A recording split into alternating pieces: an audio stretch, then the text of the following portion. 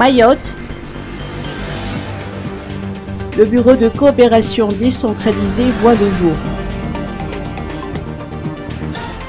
Le conseil départemental de Mayotte souhaite s'ancrer davantage dans son environnement régional et œuvrer pour sa reconnaissance internationale.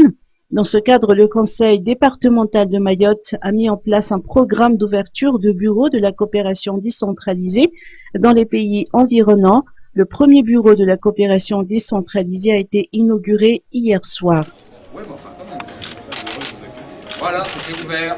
Très bien. On peut applaudir.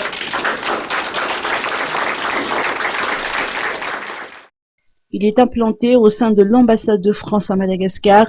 Une telle initiative revêt une importance majeure selon les précisions du ministre français de l'Europe et des Affaires étrangères en présence de Jean-Yves Le Drian en mettant l'accent sur l'articulation de 3 diplomaties.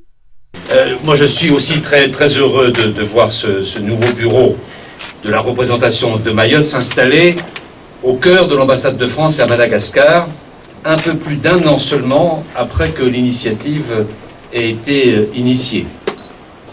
Ce bureau a toute sa place ici. Et je tenais à le dire moi-même.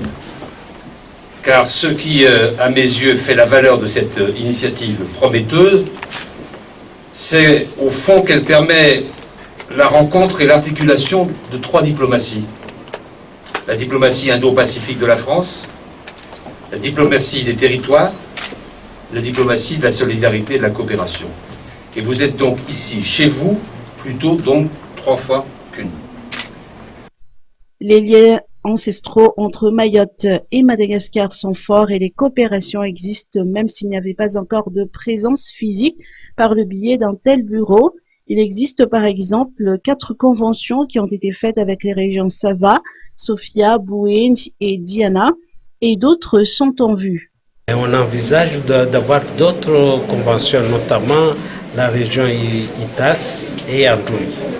Puis il y a d'autres conventions, nous avons une touche, nous avons eu un entretien très fructueux avec le maire d'Antananarivo. Donc on est là, la présence va dynamiser ces relations qui existent. Et cette personne-là, parce que c'est quand même 2 îles qui sont très proches, mais pour y aller dans nos îles, il faut l'avion, mais être ici, c'est tout un signe pour nous. Ces conventions portent notamment sur la formation, le développement économique, l'insertion professionnelle, l'environnement ou encore l'électrification rurale, pour ne citer que cela. L'ouverture d'un tel bureau ne peut que constituer une dynamique, un tremplin pour le développement des relations. On apprend par ailleurs que cette année 2020 sera l'année Malagasy à Mayotte.